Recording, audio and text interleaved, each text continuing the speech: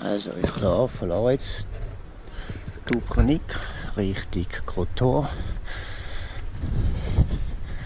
Das ist jetzt da eine von den 3 Stadtmauern,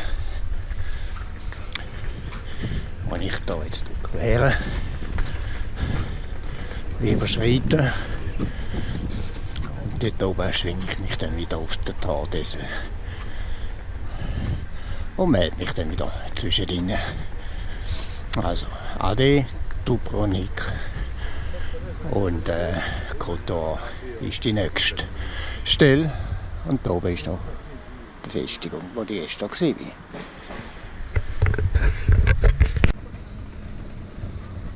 Letzter Blick, der alte Hafen.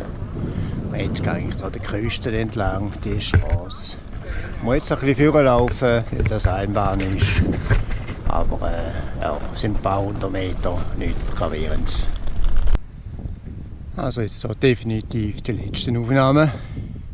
Dubrovnik, der weite Weg. Jetzt fahre ich dann schon eine Zeit in dieser Küstenlandschaft entlang.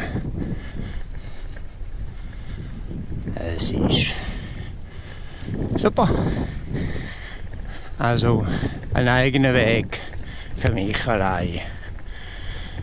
Also eben mal davon abgesehen, dass ich irgendwann wieder da die Hauptstraße reinkomme.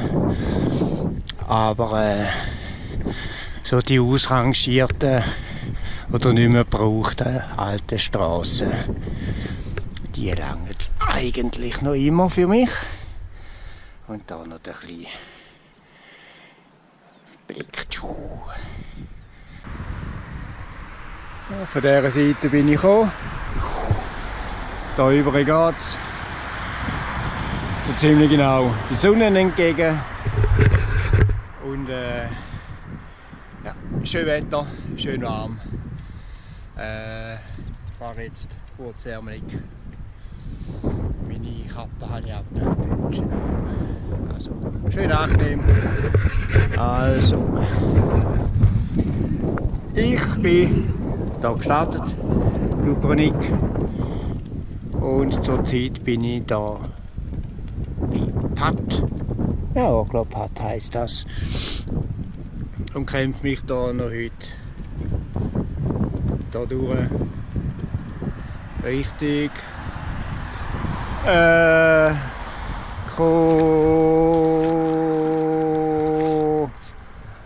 Kotor. Genau, Kotor. Da wird meine nächste Unterkunft sein. Kostet fast die Hälfte wie hier weil es ja Mazedonien ist. Also heute gibt es einen Grenzübertritt für einen Tag eigentlich. Nächsten Tag bin ich in Albanien. Also das ist wenigstens der Plan. Von dieser einsamen Straße bin ich gekommen. Ja, es war recht ein Aufstieg von 0 auf 330 ist es, glaube ich. Aber kein Verkehr, nichts. Und da durch geht's. Da hat es ganz komische Bäume, die immer schön in die Spitzen gehen. Und die Aussicht da ist natürlich auch nicht gerade so schlecht. Ich muss zwar sagen, unterwegs habe ich selten mehr gesehen. Das ist eigentlich ja, verdeckt worden durch Bäume oder Hügel oder sonst irgendwelche Sachen. Aber wenn man es so sieht wie jetzt, tut das eigentlich entschädigen. Und immer mehr sehen ist ja auch langweilig, oder?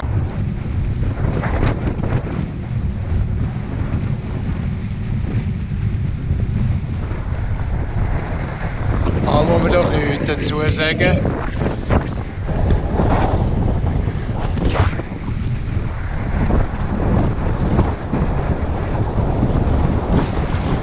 Einfach nur geniessen.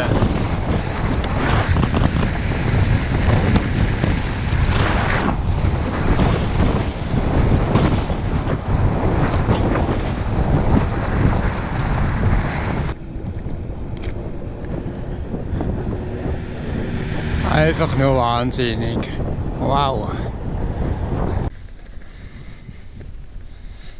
Grenzübergang zu Mazedonien. Also ist je noch improvisiert, aber auch das ist eine Grenze. Also ich mache da Schluss. So einen Grenzübergang habe ich noch nie gesehen. Der Zöllner geht jetzt ins Scheisshäuschen dort auf der anderen Seite. Er ist allein. Und Strom haben sie von einem Generator. Ja, auch so kann man Grenzen machen. Also, ich bin jetzt da. Mazedonien hat mich für einen Tag Minimum. Ich bin zwar noch nicht ganz am Ziel, geht etwa eine Stunde, 1,5. Das ist jetzt einmal die Aussicht da hinten, irgendwo in der Ecke. Weiter hinten ist es dann. Kotor, das ist da.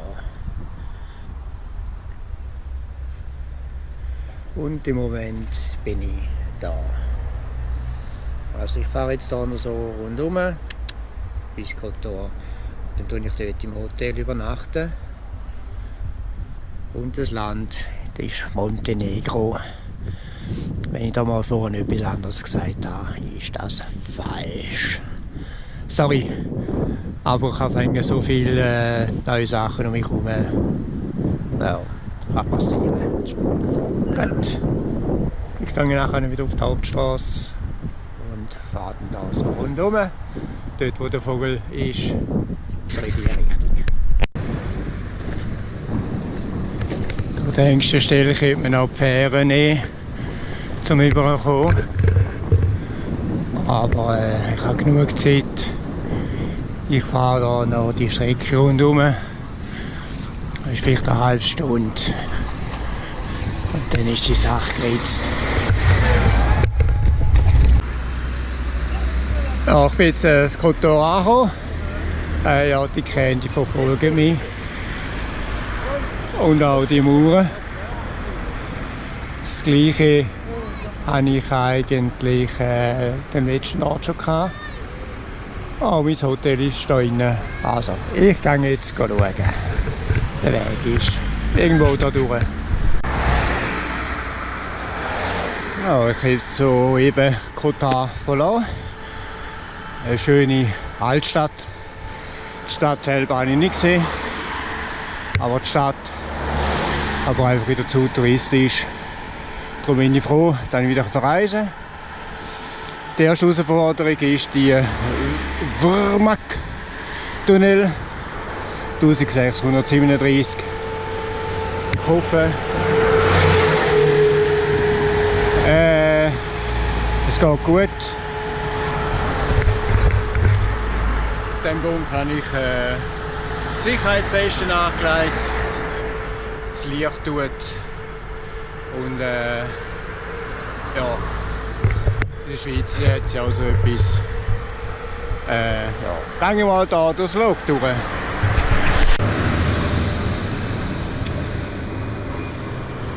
Da wäre jetzt die Küste von Montenegro. Das ist der Färöer.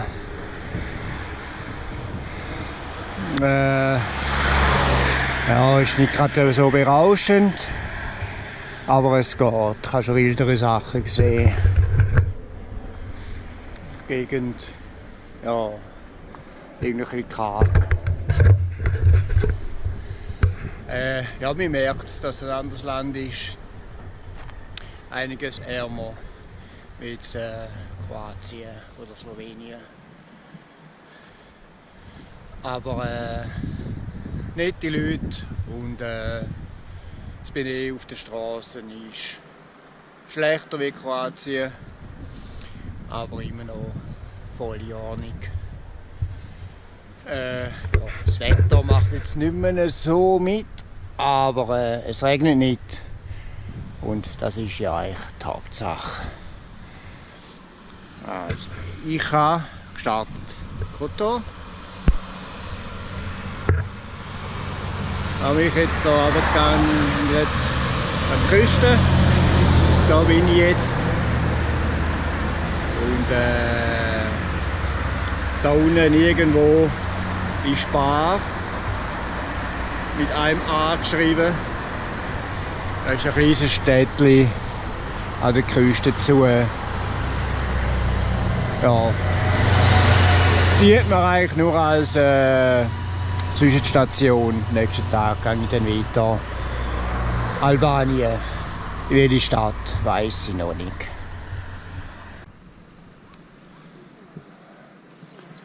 Ja, habe ich schon lange nicht mehr gesehen.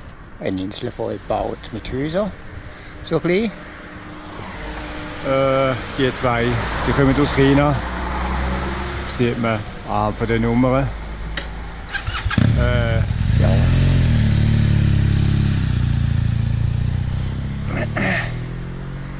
Ja, ich gehe jetzt auch in die Richtung, wo die gehen.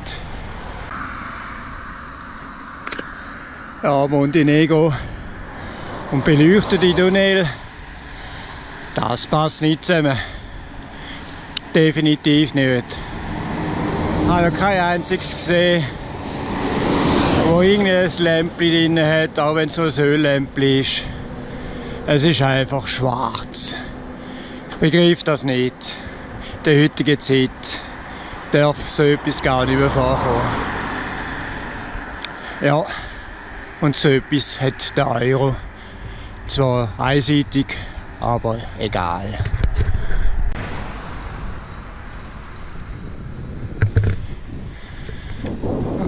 Unterdessen bin ich in Bar angekommen.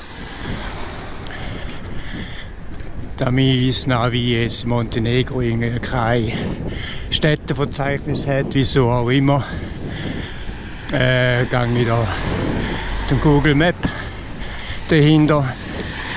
Ist dann einfach ein bisschen mühsamer. Ich kann nicht einfach aufs Navi schauen, sondern ich muss immer ein bisschen hin und her machen. Aber da bringe ich schon an. Das ist, sollte kein Problem sein. Ich bin ja geübt bei solchen Sachen. Gut, also. Gasthaus Berlin. Ich habe mir da einen deutschen Namen ausgesucht. Vielleicht ist die Qualität ein bisschen besser. Ja, von oben bin ich gekommen. Ich habe wieder ein Tunnel gemacht. Oh Wunder, es war beleuchtet. Die Sonne scheint.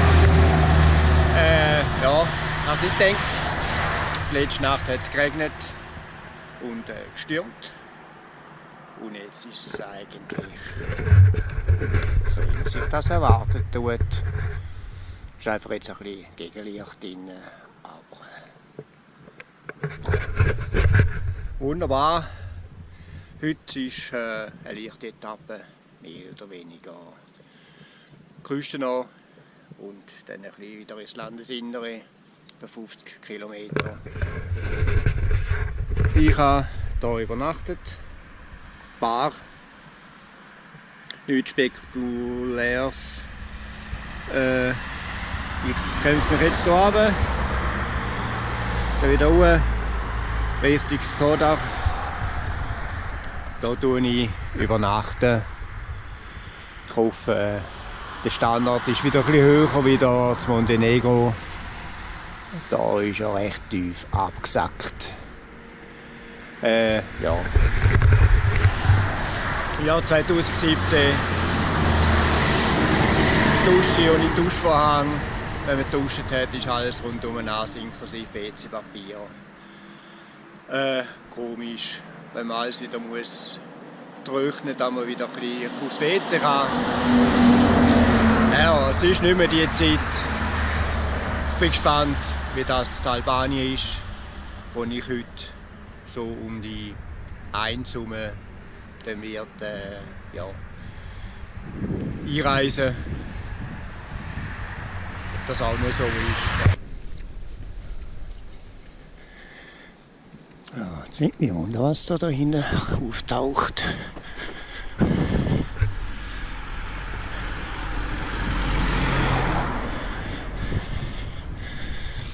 Eigentlich haben sie die Straße noch bis um 12 Uhr gesperrt. Aber einer von der Reinigungsmannschaft hat gesagt, ich kann da durchfahren. Oh, ich bin jetzt mal gespannt, was auf mich zukommt. Vielleicht muss ich das Velo durch den Grillhalde schieben. Oder vielleicht kommt gar nichts. Ja. Aber die Gegend ist das erste Mal eigentlich schön. Montenegro hat mir jetzt da wenigstens die Strecke, die ich gemacht habe, gerüstet, noch nicht wirklich überzogen. Aber vielleicht ändert sich das noch auf den letzten paar Kilometern. Ich schätze, 10 Kilometer ist der Zoll. Und dann bin ich in Albanien.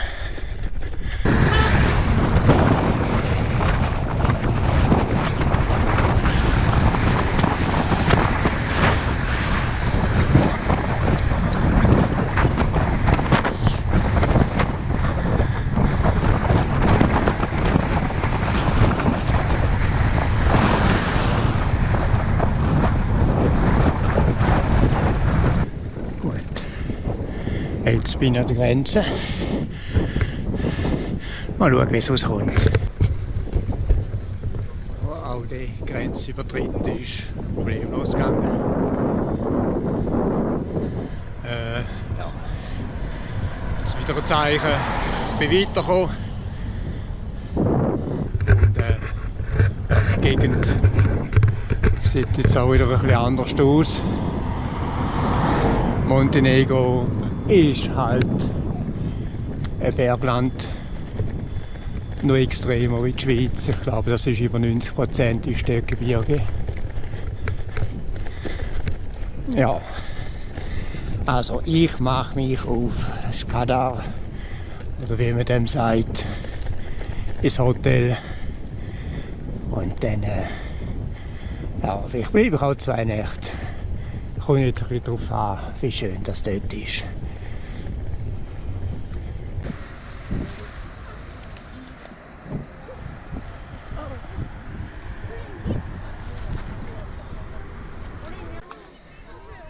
So, jetzt bin ich so ziemlich zuoberst von der Ruine. Das ist jetzt einfach mal ein Rundumblick. Es ist nur schade, sind da ein paar Schulklassen da. Aber ja, es läuft immerhin etwas. Ja, auf dieser Seite ist Montenegro, ich glaube es auf alle Fälle. Von dort bin ich gekommen. Von diesem Gebirge dort switcht es durch. Das wäre jetzt die Aussicht von einem anderen Standort. Da mal bin ich auch noch ein bisschen im Bild drin. Kann ich da, ja. Ups. Da wäre jetzt etwa die Umsicht, Rundumsicht. Und jetzt ohne.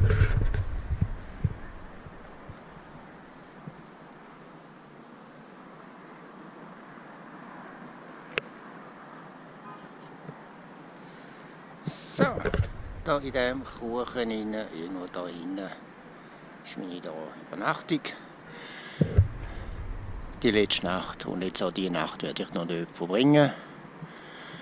Ja, Grund brauche ich eigentlich keinen, aber ich habe jetzt mal noch etwa 100 Kilometer vor mir Richtung Tirana. Nicht direkt rein, ich mache da ein einen Bogen rundherum, weil ja, es sind nur 400'000 Einwohner dort und das bringt nichts, wenn ich dort die besuche. Und von der Landschaft her ist eher kulturell, oder die Landschaft ist nicht kulturell, die hat einiges zu bieten, aber ich bin da für die Natur, eben zum Beispiel so etwas oder so etwas.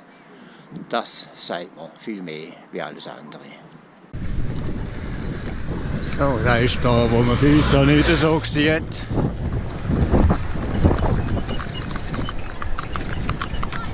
Hallo! Hoi!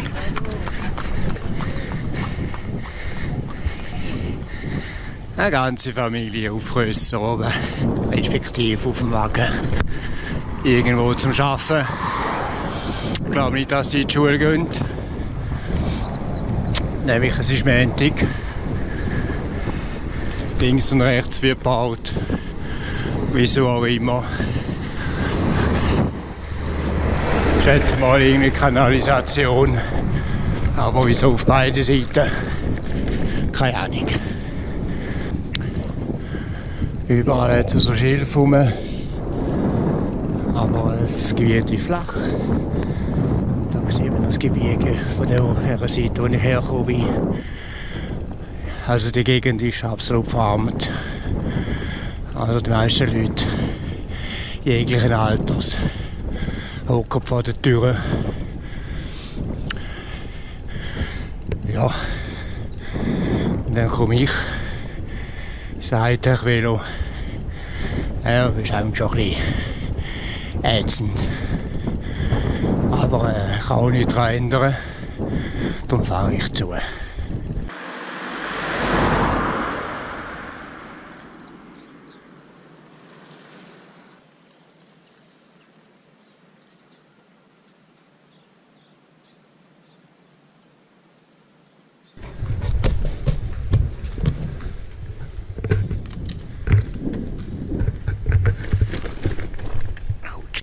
Von da bin ich gekommen und da sollte ich. Aber was da ist, also dort ist irgendeine Kuh mit seinem Meister. 2. Ob das eine Landebahn ist, da kann man das Gatter ja aufmachen. Ja, mal schauen dann nachher auf der Karte.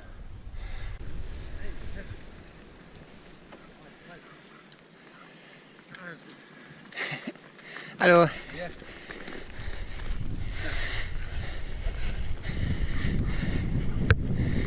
So, das ist das Landleben. Ich habe das jetzt eigentlich noch nie so extrem gesehen, bis zum heutigen Tag.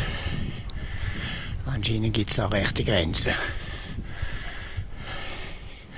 Es ist jetzt Städter und Land. Riesengefälle. Aber komisch ist, die Häuser, die sehen nicht schlecht aus. Schulen hat es auch, der Kindergarten. Achtung, sie kommen.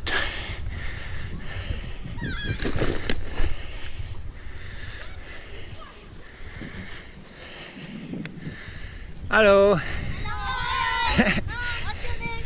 Philipp. And you?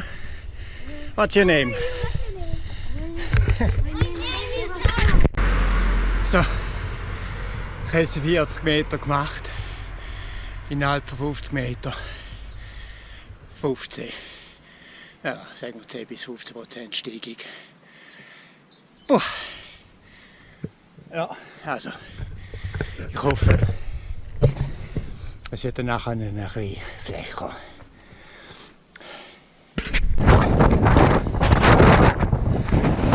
Die zweite Hälfte die kann man hier schwenken von dieser Tour. Das ist Schlaglöcher-Bloß und sogar auf der Burg oben. Ebenso ist noch diese Bahnlinie. Also, wenn es so weitergeht, bin ich froh, wenn ich am Ziel bin. Es bringt da nichts, außer die Schlaglöcher und das Gehupe. Die Gegend ja, ist jetzt auch gerade ein bisschen besser geworden, aber ja, die Sonne kommt auch gerade noch. Also, ich warte auf das nächste Schlagloch. Ja, die letzten paar Kilometer bin ich so grölhaldemässig umeinander gefahren. Das ist zwar super, aber kannst keinen Kilometer machen und Gegenwind haben wir auch noch. Aber ja, vorne sind jetzt ein bisschen her. Eben, ihr meint, oder wisst, was ich meine. Es ist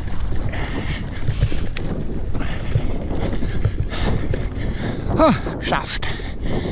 So. Also Chile suchen wir da vergeben. Das ist einfach alles eine Moschee. Mitten in der Nacht singen so von den Dächern oben runter und die Hühner gackern. Anderes Land, andere Kultur. Aber das ist auch gut so. So, jetzt wir da suchen und dann habe ich es geschafft. Da vorne ganz weit. Also, und Schluss. Autsch. Mann, jetzt komme ich den Stapelungen über. Das ist jetzt etwa der 15. Lastwagen, der mich hier überholt. Mit dem Schlagleuchter Plus. Ach Gott, ist das ätzend. Ja. Aber etwa 8 Kilometer und dann bin ich auf der nächsten Unterkunft.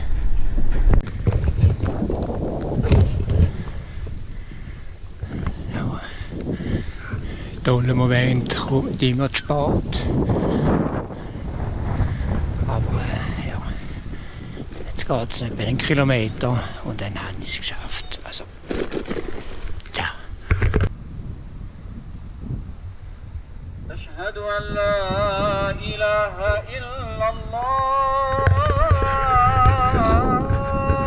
auch etwas, was ich daran gewöhnen muss. Bis jetzt habe ich es eigentlich nur zur Nacht gehört.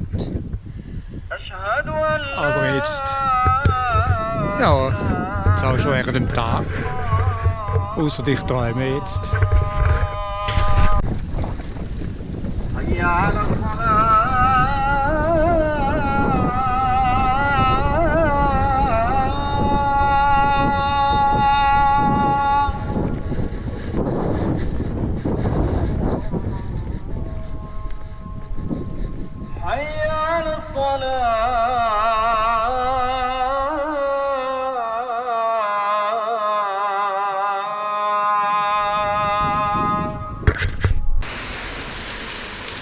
So, jetzt hat es mit der Regen wieder. Moment.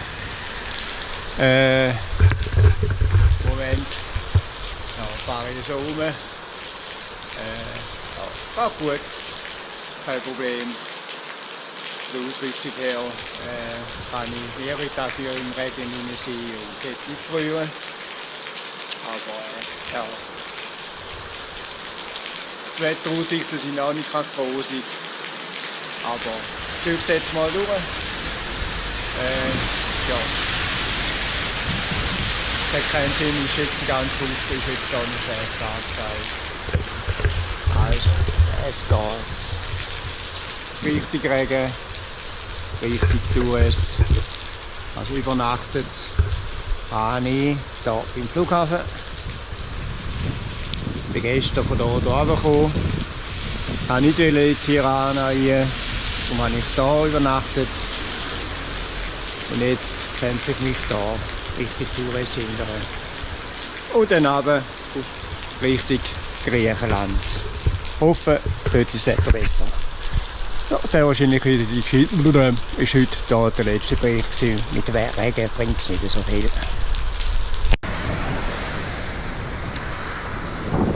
So. Das heutige Tagesziel habe ich fast erreicht. Jetzt nur noch das Hotelzimmer, respektive das Hotel finden, das auf dieser Straße ist, auf der linken Seite. Ja, ich habe jetzt zwar nur 3 Stunden 19 Minuten, aber dafür bin ich da im Vollregen eigentlich hierhin gefahren. Kaum bin ich da, ja, tut's auf. Aber ob ich jetzt so bei Regen da fahren oder bei Sonnenschein, kommt da nicht drauf an. Und Sehenswürdigkeiten links und rechts hat es ja auch keine gehabt, die wir müssen anschauen. Also von dem voll okay. Gut, also bis später. Jetzt eben Durres verlassen. Jetzt gehe ich Richtung Divikon oder so ähnlich. 50 Kilometer. Ja. Ich habe da meine Krankheit ein bisschen auskuriert, also ein Magenproblem gehabt. Kein Fieber oder so, einfach Durchfall. Ich bin jetzt einen Tag länger da geblieben. Aber weil es geregnet hat, ist es nur halb so schlimm. Und jetzt hoffe ich, dass ich genug Kraft habe für die 50 Kilometer. Das hat eigentlich schon. Geht relativ geradeaus, also keine Steigung. Und wenn die Straßen einigermaßen sind, dann sollte das kein Problem sein. Also, das Ziel, hier durch, Richtung Süden. Es wird langsam kalt. Also, ein bisschen langsam und ich wäre durch. Also das ist jetzt das Treiben von einer grösseren Stadt. Keine Ahnung, wie die heisst, aber sie lebt.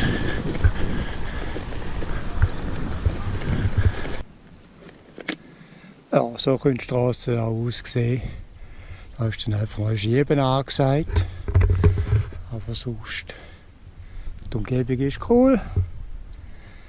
Aber ja, und Zeit habe ich ja, die Sonne scheint. Dann schieben wir das etwa noch einen Kilometer und dann kommt die normale Straße. Die Alternative wäre auf der Hauptstraße und das ist dann Seich. Okay, der Weg ist der.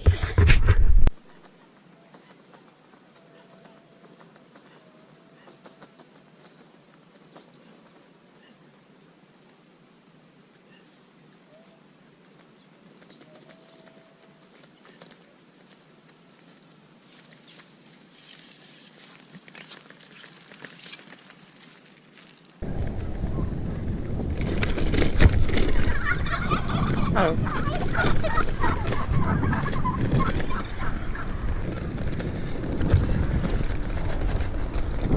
Immer wieder sieht man so Esel oder Hunde, Ziegen oder sonst wo irgendwie Ungeziefer auf der Straße.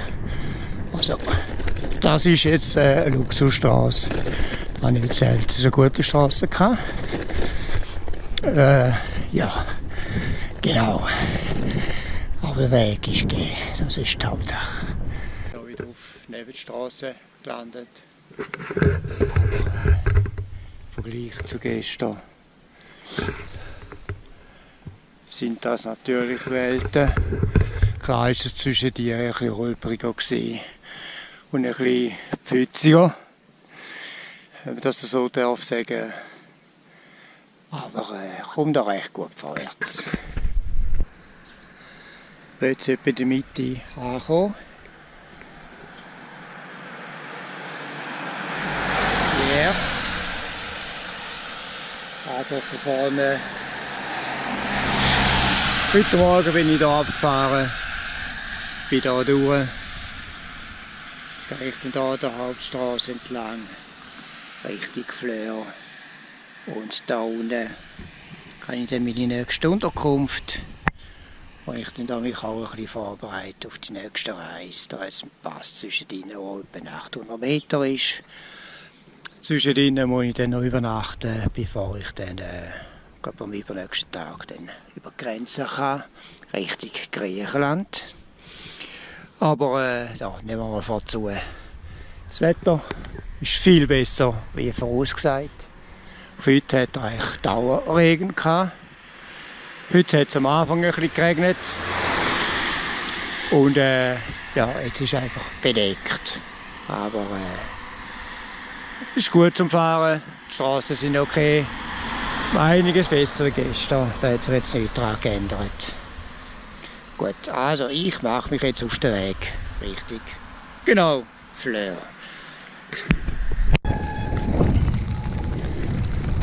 So, jetzt habe ich es dann geschafft.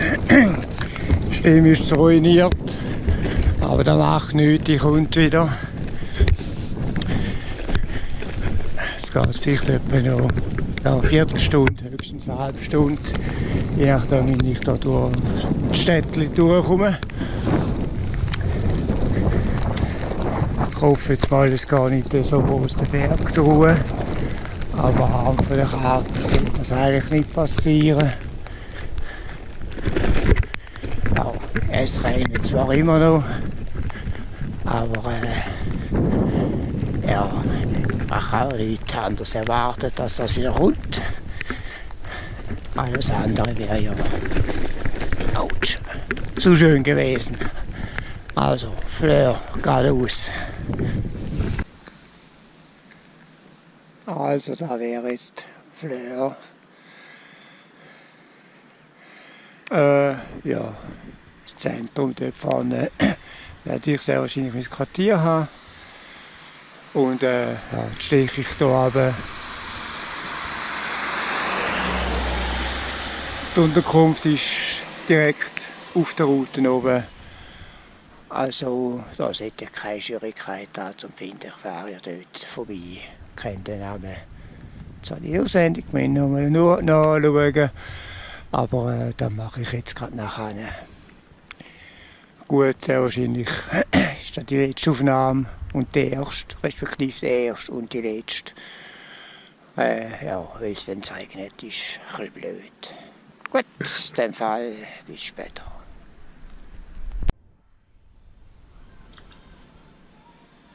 So, jetzt bin ich hier bei Flora. Oder Fleur, wie die hier sagen, keine Ahnung mehr. Jeder sagt sich etwas anderes. Ein bisschen Hotelzimmer, da ein kleiner Rundumblick. Kasten. Da ist mein Bett. Da meine Kommandozentrale. Und so der Rundumblick. Und da raus direkt der Hotelgarten rein. Also, super. Das schönste Hotel, das ich je hatte. Und für nicht einmal 30 € pro Nacht. Super Lage, super Zimmer, super Service. Also, ja, bin begeistert. Darum bleibe ich nicht nur wegen dem, aber ich bleibe jetzt einen Tag länger. Weil, ja, der Marc hat mir jetzt ein bisschen mehr Arbeiten gemacht, wie ich gedacht habe. Darum tue ich jetzt hier eine Pause einlegen. Und morgen geht es richtig Süden. Also, im Moment genieße ich noch bei schönem Wetter Flora und morgen weiter. Willkommen zum neuen Tag. Haha. Ja, das ist Flora. Habe ich jetzt hier verloren. Jetzt geht es da richtig. Yes! Im Mare. Dort werde ich ja, übernachten. Zwischendrin habe ich einen Pass. Die Höhe 1044. Also das heisst, ich gehe heute von 0, 1044 auf 0. Ich rechne etwa mit 6 bis 7 Stunden. Darum bin ich jetzt auch schon ja, auf der Piste. Es ist relativ früh. Also Durchfahren 9 Uhr. Und ja, jetzt schaue ich mal, wie weit das oder wie gut das es geht nach dem Erholungstag, den ich da gestern gemacht habe. Aber von dem später mehr. Ja, sehen die ja, wann ich sehe, tief im Hintergrund. Genau dort die wohne ich. An der Sonne, an der Strand, für jetzt mal ein paar Stunden. Jetzt gehe ich dann irgendwo da die Berge drüber rein und dann wieder runter. Aber die Kette ist geölt, der Pneudruck ist auf 4 Bar oben. Ich habe vorhin noch kontrolliert. Alles ist wasserfest. Die Regenjacke ist zuoberst. Ja, jetzt gehen wir in die Pfütze rein. Geht mich wieder.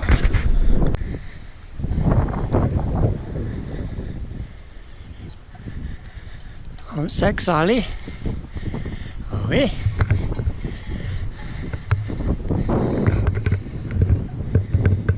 So. Irgendwie habe ich noch ein bisschen Wetterschwein. Der Wind kommt im Moment von innen. Coole Sache. Aber nach der Spitzröhre ist wieder fertig. Darum höre ich jetzt auf. Weil jetzt brauche ich wieder Kraft in den Pedalen. Also das ist jetzt nicht mein Furz, sondern das ist der Wind. Also jetzt sind wir von 0 auf 1035 Meter. Jetzt geht es wieder auf 0 runter. So, schön winken. Da hinten ist noch jemand. Das sind zwei aus Neuseeland. Nelson, die da jetzt glaube 2 Monate da sind, zum Europa kennenlernen mit dem Rad. Und dort vorne im Gelben ist ein Österreicher aus Linz, wo ich jetzt alle hier auf dieser Strecke getroffen habe. Also komisch, vorne praktisch nicht und heute gerade 3 Stück. Also geregnet hat es nicht mehr, von da sind wir gekommen. Da geht es weiter. So, jetzt ist es windig, kalt. So.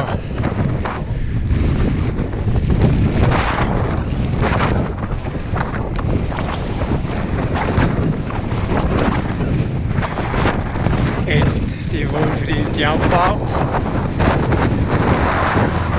Geht zwar noch nicht so ran. Wir gehen schön gegen den Wind.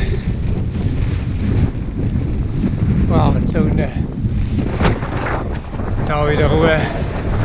Ja, mal schauen, wie es geht. Eben, die 2 sind aus Neuseeland. Irgendwie kommt mir das Städtchen da bekannt vor. Habe ich schon auf ein paar Videos gesehen. So, also ich höre jetzt auf, ich brauche beide Bremsen. Sonst bin ich nicht draussen.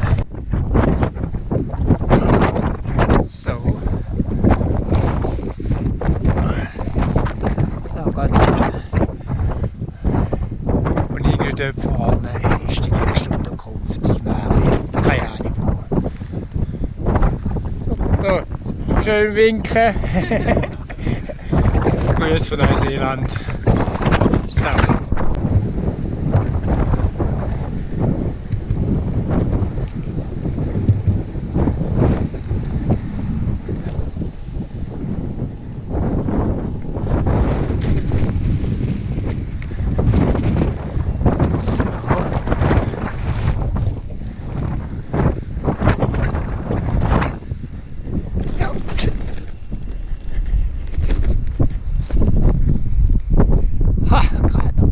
Stoppen.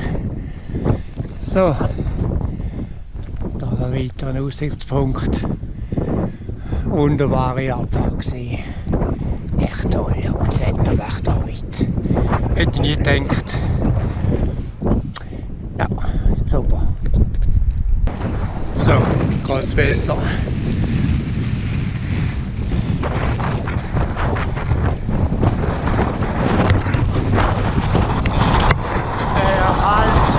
Windig, aber wunderbar.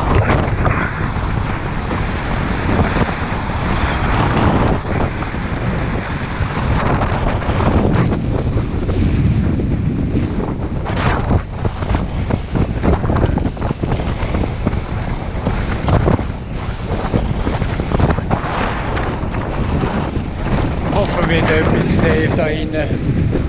Der Österreicher ist da vor uns. Ich habe schon lange nicht mehr gesehen.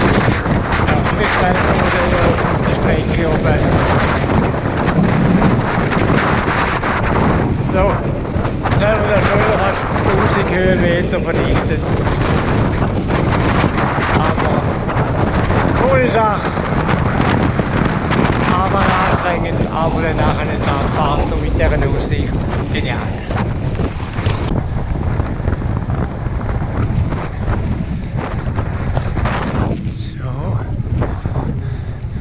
Wieder eine ganz andere Kulisse, die man hier sieht.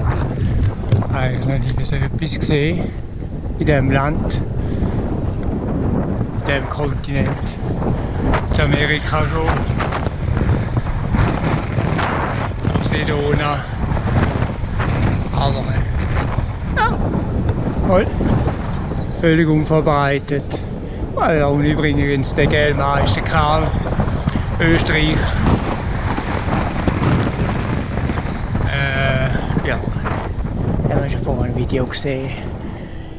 Und jetzt geht es wieder Ruhe. Nicht gut. Jetzt haben wir wieder zwei so Lustkiller, Hügel hinter uns. Aber jetzt haben wir wieder und ich tue die hoffentlich letzte Abfahrt heute. Und dann ja, schauen wir weiter. Ich hoffe jetzt also durch die Kurve, die jetzt da kommt. Da Himares auftaucht. So da nach 7 Stunden auf dem Velo. Ja, auch mal wieder eine heiße Dusche da zum Zug und Himare 9 Kilometer, jetzt haben wir es offiziell. Aber wenn alles abgeht, jetzt sind wir da auf über 500 Meter oben. Das sollte kein Problem sein. So, die Aussicht ist so. Also es geht noch recht, es taucht ab.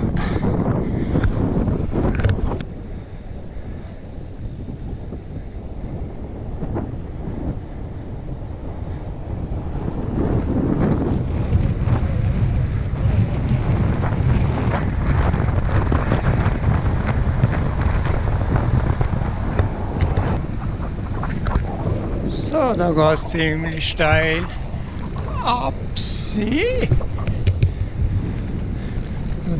10%. Komischer Eis. Wenn man nur schaut, hat man das Gefühl, es regnet. Aber da oben war es sonnig. Super Gegend. Kommentar könnt ihr streichen. Aber es ist gleich cool. So, also ich muss wieder weg. Ich muss wieder beide Hände abbremsen. Ja, nach einer zweitägigen Unterkunft in Himare habe ich auch wieder das schmucke dürfen. Eigentlich jetzt dürfen verloren. Nein, müssen. Eigentlich müssen. Das ist eigentlich seit langem der erste Ort, wo ich mich eigentlich mal wieder wohl gefühlt habe. Darum habe ich auch ja, einen Tag angehängt. Ja, ich habe ja keinen Zeitdruck. Und um 4 ist es dunkel, wenn man ankommt. Ja, sieht man nicht mehr so viel von der Umgebung. Und ja, es war schön warm gewesen. Und es hat sich gelohnt, zum da hinzukommen. Absolut empfehlenswert.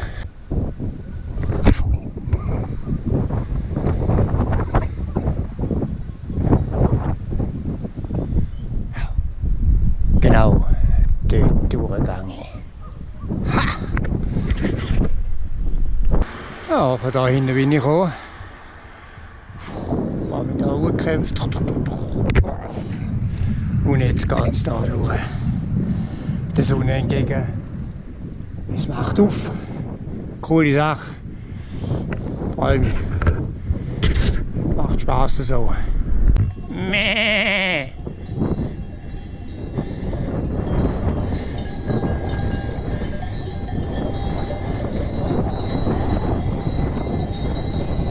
Mäh.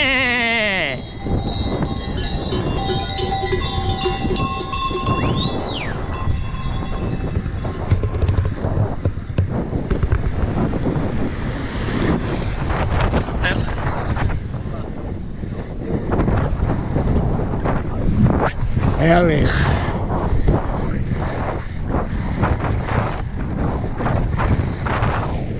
So, jetzt geht es wieder ans Trampeln. Der schöne Teil ist wieder eine Zeit vorbei.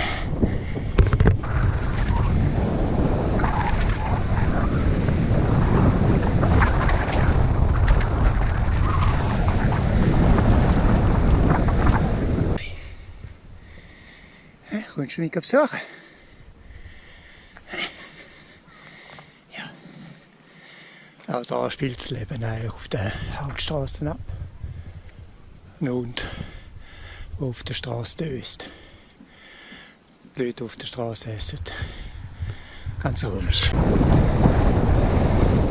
So eine Straße hat man gern, wenn es auf so Schlangenlinien gleichmäßig führen geht.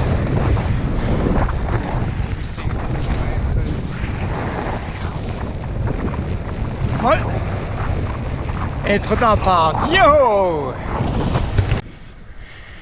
Ich fahre jetzt der Sonne entgegen. Auf der linken Seite habe ich Meer.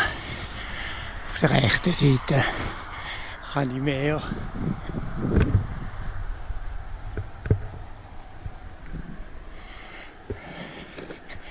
Und praktisch kein Auto. Ich gehe jetzt auf Ksmil. Dort hat es so eine Ausgrabung. Dort übernachte ich. So haben wir wieder 2 Nächte. Jetzt sind wir es jetzt eigentlich genug gehabt. Ist eigentlich absolut neben der Saison.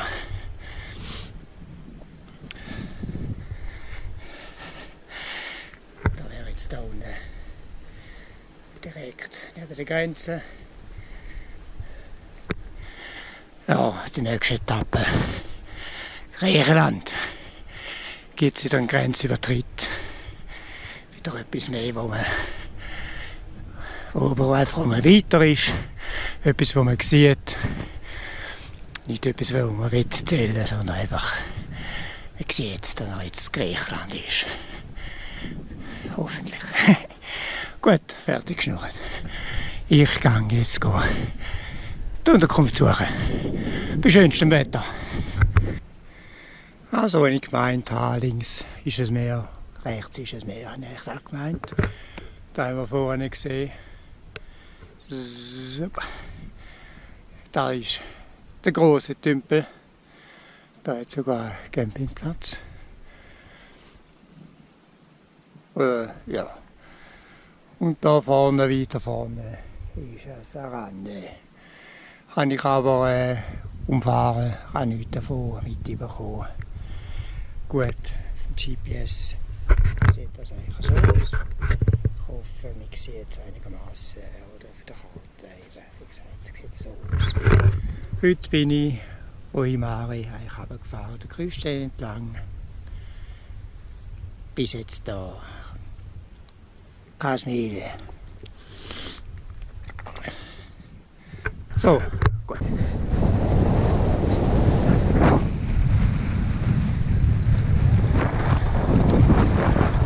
Wir nähern uns Butrund, historische Hafenstadt. X, ja, eigentlich auch vor Christus. UNESCO Kulturerbe. Da habe ich gestern angeschaut, auch ein paar Videos gemacht. Aber da würde ich gerne in einem separaten Video zeigen. So steht, dass der Rahmen Witze sprengen. Jetzt gehe ich auf die Fähre. Also völlig veraltet, wie eigentlich das ganze Land eigentlich auch ist. Der Rest der EU wird das gar nicht mehr zulassen, wie das dort funktioniert. Aber da funktioniert es. Die haben auch nur Strom da, wenn es nicht regnet. Sobald es anfängt zu regnen. Also da in der letzten Unterkunft oder der letzten Stadt, wo ich war, ist fertig. Gut. Dann haben wir das auch noch gesehen, die Hunde. Und ja, jetzt gehe ich ab auf die Fähre. Da wäre jetzt hier der Eingang. Und da auf die Fähre gehe ich jetzt. Meld mich wieder. So. Jetzt gehe ich da über die Meerenge, sage ich jetzt einmal, mit ein paar anderen, 3 anderen Autos. Ja, jetzt ziehe ich mich da über.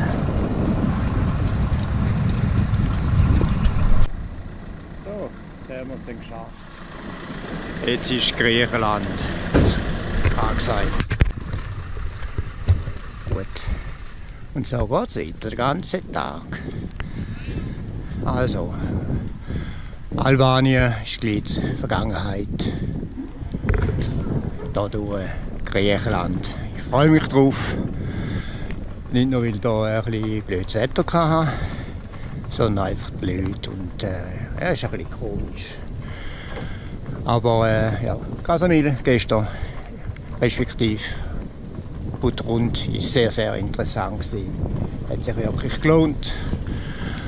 Aber ja, Griechenland war eigentlich schon immer mein Ziel gewesen. Und das zwischendrin ist noch der Weg zum Ziel. Also, es geht etwa 3 Stunden zu der Hafenstadt Lum, irgendetwas, keine Ahnung, wie man das sagt.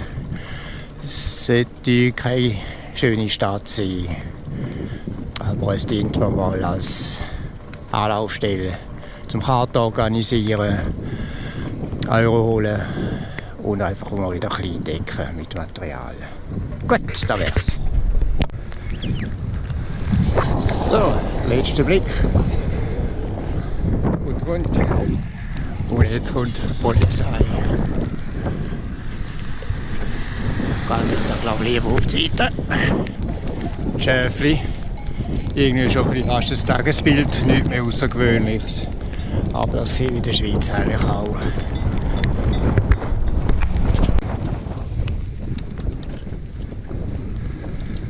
So, da wird etwa eine der letzten Moscheen sein. Der Glaube Griechenland ist ja griechisch-orthodox. Und dort Albanien ist eher, oder ist ein Muslim, Glaube. Und ja, komischerweise hat es im Norden viel mehr so Lautsprecher Gesänge gegeben. Dort habe ich es wirklich oftmals gehört. Südlich von Tirana. Eigentlich nicht mehr. Moscheen sind zwar vorhanden, aber die Lautsprecher, die sind stumm.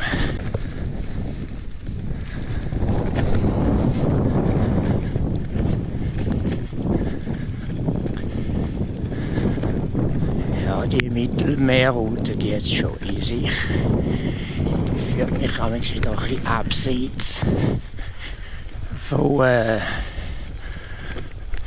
Hauptstraßen und die sind dann nachher genau. Aber das ist eigentlich noch eine sehr gute Straße. Da hatte ich schon andere gehabt, die ich musste schieben. Oder einfach durch die Pfütze durchlaufen. Egal, ob ich nasse Schuhe bekomme oder nicht.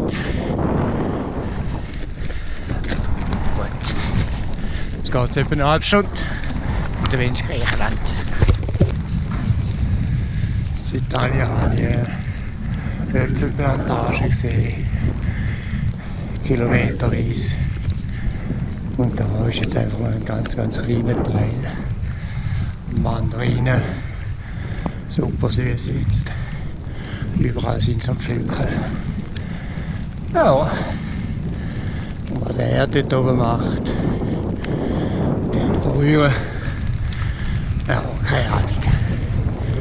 So, also.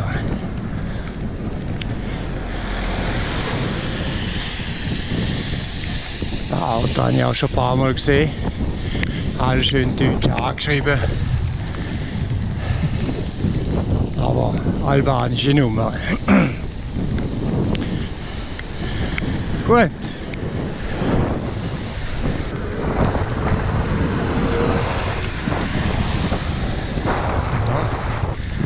Wenn es ausgeht, habe ich es geschafft. Da vorne ist die Grenze Albanien, Griechenland. Ein Kreiselquadrat habe ich jetzt noch nie gesehen. vielleicht, ja, wenn es jemand überlegt, ist er wieder weg. Also, ich da mal ein bisschen zurückhalten mit Filmen. Und nachher ich da bewerten, was ich soll. So, Griechenland hat gut angefangen. Also, zum Wohl kann ich jetzt da überkommen zum Essen vom Grenzwächter. Also, jetzt Albanien verloren. Umgang auf Hellas, Griechenland. Jetzt weiss ich noch nicht, wo ich da muss mich da melden. Aber ja, sie winken mich dann schon weiter. So, also kann ich halt da durch. Und jetzt die letzte Reise Griechenland.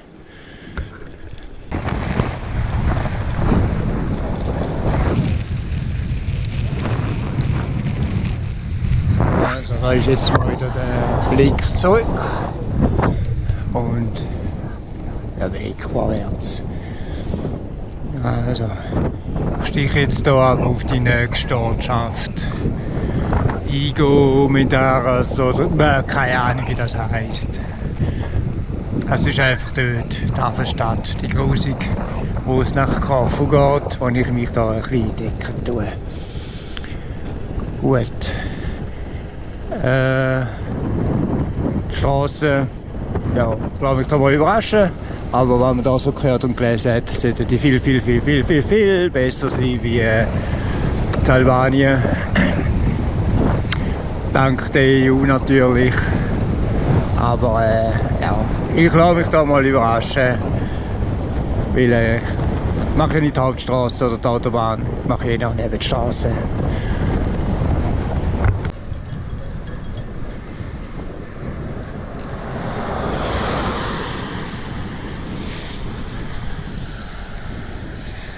Okay, schon ein bisschen ganz kopflos.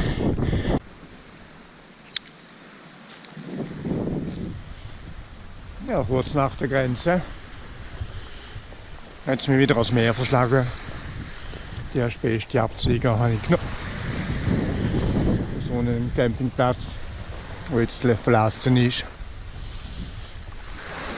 Ja, ich tue auch etwas essen.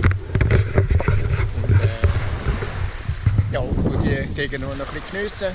Der erste Eindruck von Griechenland ist eigentlich recht gut.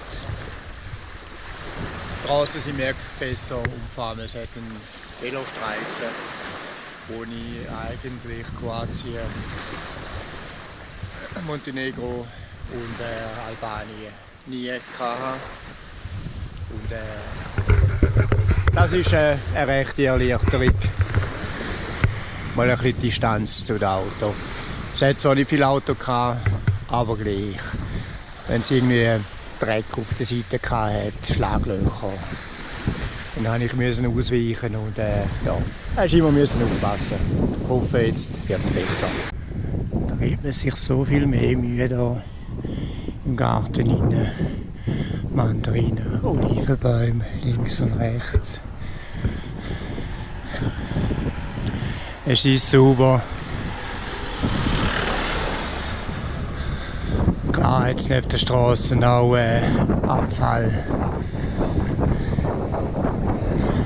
Aber nie so schlimm wie jetzt in Albanien. Und überall wird man angehoben, verschrecklich grausam. Ja, und auch endlich mal der Dampferübel, die gebraucht werden, mehr oder weniger. Gut, ich bin jetzt hier aufs Gebirge. Wir sehen da ein bisschen. Im Moment bin ich, das sind etwa 30 Meter. Nein, nicht mehr. Schnell schauen. Ja, 122 Meter. Aber auf Sea-Level, ja, so. Und jetzt auch da vorne geht es ab. Richtig mehr zu, richtig null. Ja, meistens so minus 10, 14.